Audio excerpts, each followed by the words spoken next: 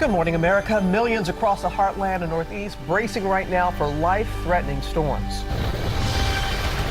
Severe weather stretching across the country on the heels of these massive twisters. More than 40 tearing across the plains, nearly sweeping up these storm chasers and leveling homes. Now the new threat, we're live in the storm zone. Abortion ban battle. My body, my choice. As protests spread across the country, the 2020 candidates take stands as President Trump also weighs in, splitting with some Republicans on the new restrictions. Snatched in broad daylight. The horrifying moment an 8-year-old girl is kidnapped, taken right from her mother. The chilling abduction caught on camera and the high-stakes rescue. Now how one Good Samaritan hit the road and helped save the girl's life. He joins us live. Ultimate graduation gift. The billionaire's big surprise, wiping away the student debt for the entire class of 2019 at Morehouse.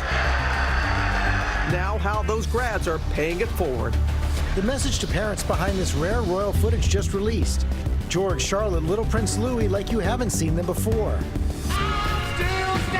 And who's still standing? The epic ending after 8 years. Game of Thrones finally coming to a close.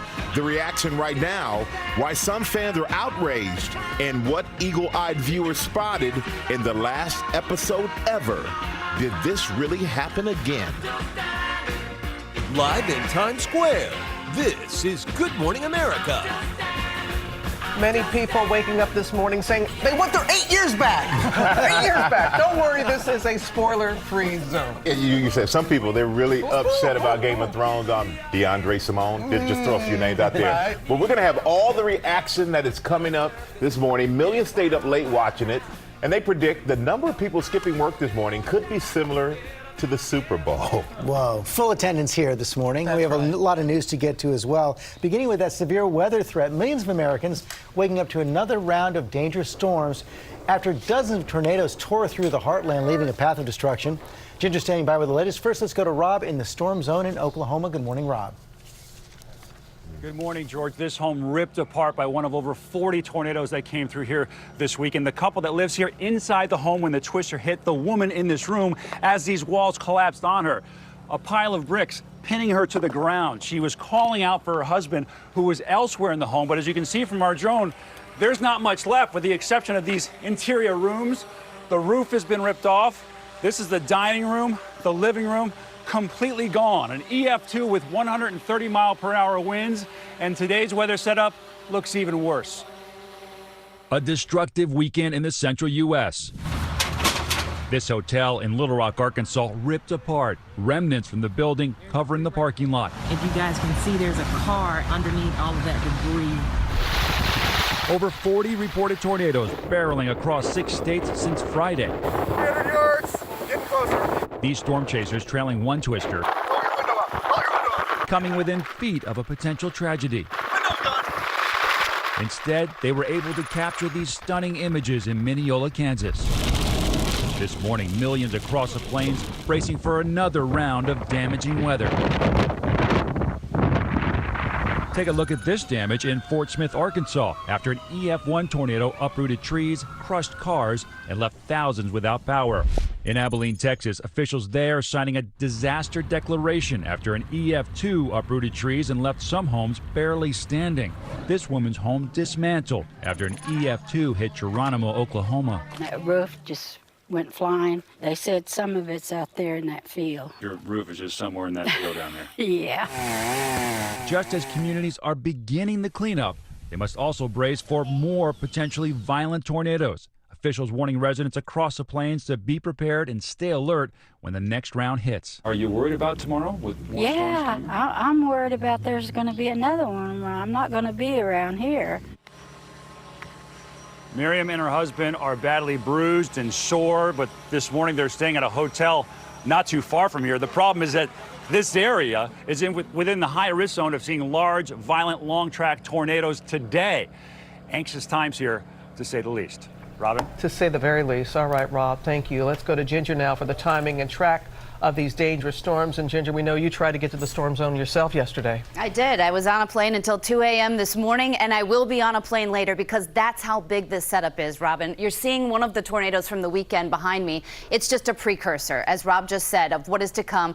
The first round of storms has already started. We've got severe thunderstorm watches from New Mexico through the panhandles of Oklahoma and Texas. But come with me, because this is what you all really need to see. We have a tornado outbreak. It's going to happen today. It's going to happen this afternoon and evening. We put one of our one of the computer models that kind of takes short term and shows these individual cells. That's a problem. I've been storm chasing since I was in college. That's what you look for when you look for tornado development. And I really think that anywhere from southwestern Oklahoma back through, say, Wichita Falls, Texas to Abilene, you have a significant tornado threat. They're long track, they're wide, they end up being very violent. And unfortunately, Robin, this comes on the anniversary of Moore, Oklahoma's 2013 tornado, the one that I was at and the one that we saw so many people die. We certainly remember that, Ginger. And as you said, you'll be heading to the storm zone later. Okay, we're going to get the latest now, Robin, on the escalating battle over abortion. Missouri has joined a series of states passing bans that could be headed to the Supreme Court. But now President Trump and top GOP lawmakers in Washington are backing away from some of the most restrictive laws, concerned about a voter backlash in 2020. Our senior congressional correspondent Mary Bruce is in Washington with the story. Good morning, Mary. Good morning, George. Well, more than a dozen states have now passed new restrictions on abortions, but now we are seeing a growing number of Republicans who are anti-abortion saying they are not on board with parts of these strict new bans, including now the president. My body, my choice! With states across the country passing new restrictions on abortion, President Trump is now wading into the debate, suggesting some laws may be going too far. Tweeting this weekend, I am strongly pro-life with the 3 exceptions: rape, incest, and protecting the life of the mother. Adding we must stick together and win for life in 2020. But in Missouri, People die when politicians lie. where protesters flooded the state capitol this weekend, the governor now stands ready to sign a bill banning abortions after 8 weeks that does not include exceptions for rape or incest. I've been pretty clear where I've been from day one on right to life. I think always it's the most important to protect women's health and advocate for the unborn. And in Alabama, where the governor just signed a near total ban on all abortion, the only exception is if the mother's life is in danger. The abortion debate now front and center on the campaign trail, too. I hope America's women are paying attention, because President Trump has started a war on America's women, and if it's a fight he wants to have, it's a fight he's gonna have. The dialogue has got so caught up on where you draw the line that we've gotten away from the fundamental question of who gets to draw the line. And I trust women to draw the line when it's their own. Now, George, supporters of these new restrictions say they have a clear goal. They want this issue to be taken up and challenged in the Supreme Court. And, George, while the president may take issue with some of these new laws, he has also promised to overturn Roe v. Wade by appointing anti-abortion justices to the Supreme Court. Yeah, he's caught in a bit of a dilemma on that one, Mary. Meantime, the first Republican member of Congress to call for President Trump to be impeached. Yet, George, Justin Amash, he's never been a big supporter of the president, and now he is the first Republican to come out and say that he believes the president's behavior meets the threshold for impeachment. As you can imagine, that is not sitting well with the president. He blasted Amash on Twitter, calling him a lightweight. And, George, while Amash's comments here aren't surprising, they are certain to be used as further ammunition by the Democrats. And may put more pressure on the Democrats as well. Mary Bruce, thanks very much. And, George, now to a new attack, raising tensions in the Middle East. A rocket exploding less than a mile from the U.S. Embassy in Iraq on Sunday. Our chief global affairs correspondent, Martha Raddatz, is tracking the very latest. Good morning, Martha. Good morning, Robin. Tensions are already high in the region, and this rocket attack rattled those in the so-called green zone. There were no injuries, but the rocket did explode within a mile of the embassy. The American embassy is already operating at reduced capacity because of unspecified threats from Iran. Although no one has claimed responsibility for this attack, officials there say it was launched from an area where Iranian-backed militias operate. A short time after the rocket exploded, President Trump tweeting, "If Iran wants to fight, that will be the official end of Iran. Never threaten the United States again." Iranian officials tweeting back just a short time ago saying, "Never threaten an Iranian. Try respect." Robin. Back and forth, as you said, very, very tense times. And already our forces were on high alert with warships now there. They are. We now have a carrier strike group in the Arabian Sea and those American bombers as well as a show of force to Iran. But President Trump says he does not want war with Iran, but says he does not want them to have nuclear weapons either. Robin? All right, Martha, thank you. Michael? All right, thank you, Robin. Now to new concerns about tourist travel in Egypt after that bombing of a bus near the pyramids that injured 17 people. Our foreign correspondent, James Longman, is tracking the very latest. Good morning, James. Yeah, good morning, Michael. Thankfully, no one was killed, but the U.S. Embassy in Cairo issuing a statement saying that they're not aware of any injuries to U.S. citizens at this time, but they're warning people to please avoid this area and to monitor local media for updates. At least 17 people were injured, including several South African tourists. 3 of the injured were taken to the hospital. And take a look at the damage to the bus. Windows on one side totally blown out by the roadside bomb, and the force of the blast damaging a nearby car.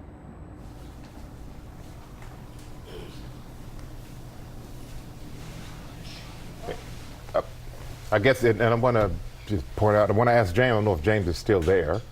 I guess he's not, Yeah. but, oh, James, you are. Okay, James, we want to know, did anyone claim responsibility for the attack?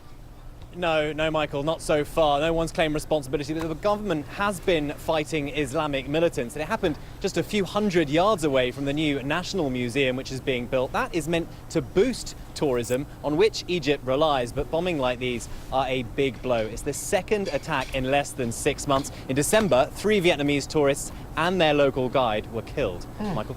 Big blow indeed. Thank you so much, James. George? Okay, back here at home, an investigation underway into a massive house explosion in Indiana that left 1 dead, 2 injured.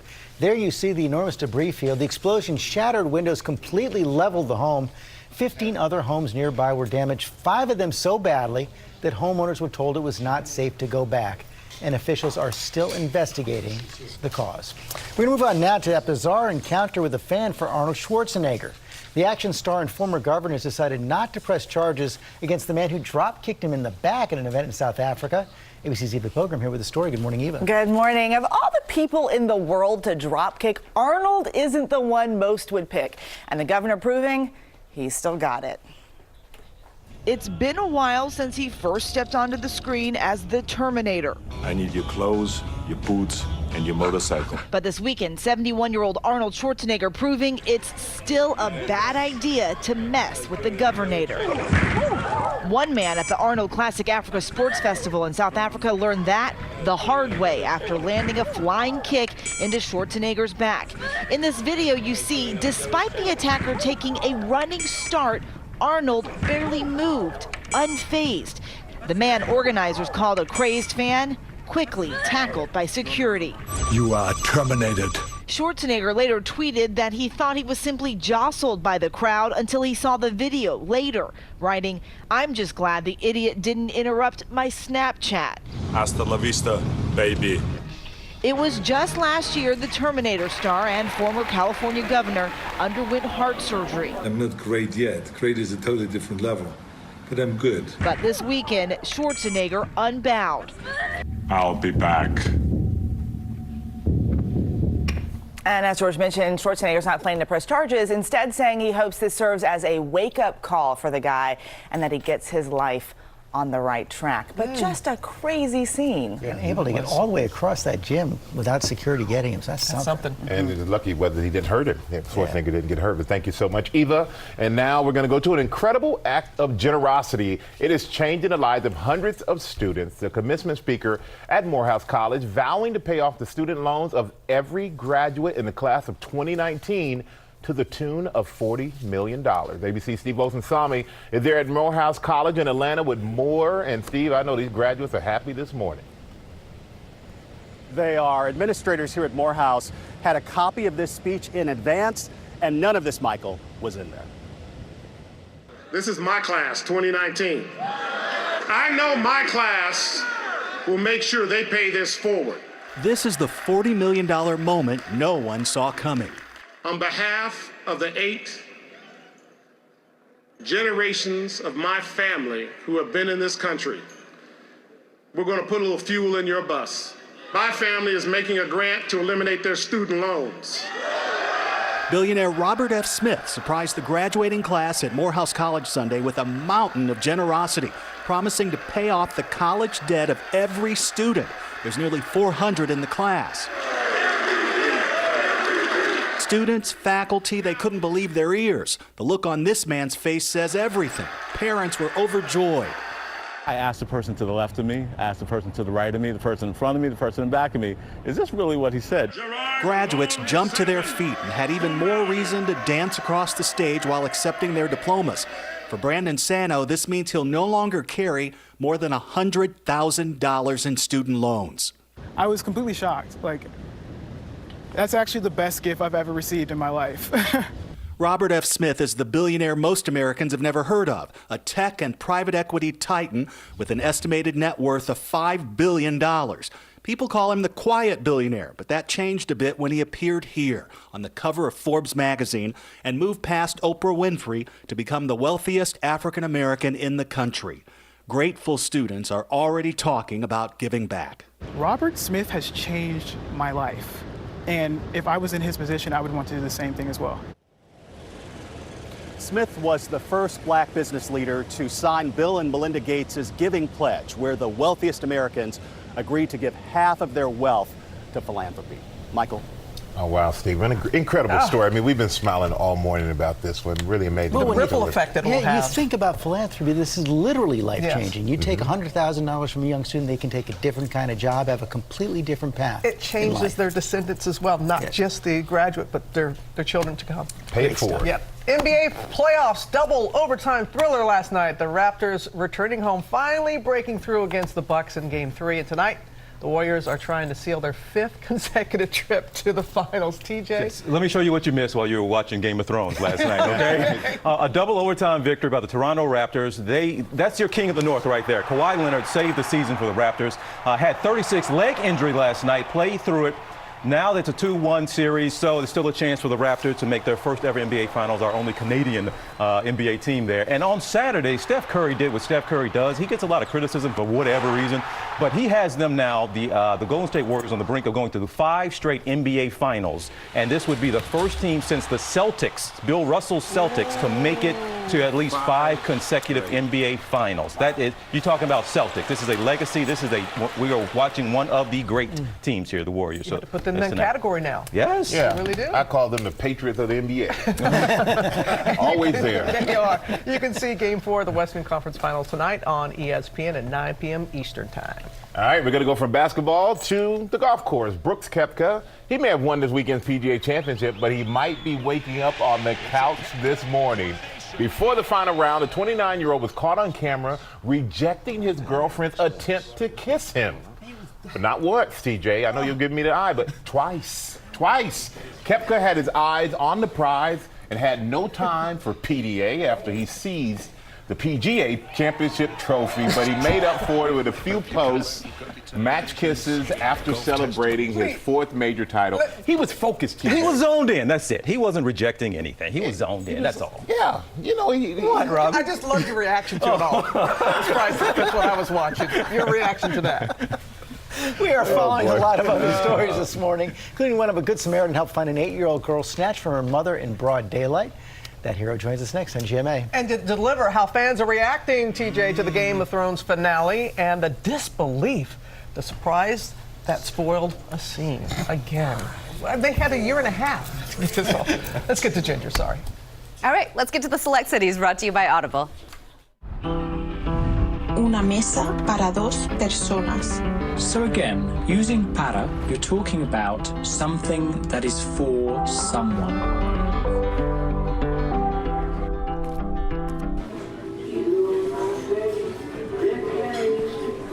Quisiera una mesa para la cena.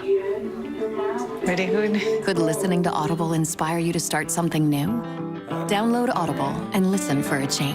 Summer-like weather to kickstart this work and school week. 87 to 90 our range of high temperatures. It will be breezy with winds out of the south and west. Now, we could have an isolated thunderstorm this afternoon. About a 30% chance you'll get a thunderstorm. So again, stay weather alert. We go from 82 at 7 o'clock. We fall into the 50s overnight in the burbs. 60 degrees tomorrow morning in D.C. And tomorrow, not going to be as hot. Our high 74, and you'll notice much lower humidity.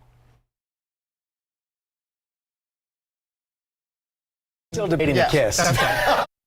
Guys, what's the matter? The great outdoors is supposed to be fun. I heard there were fleas out here. And ticks. And mosquitoes.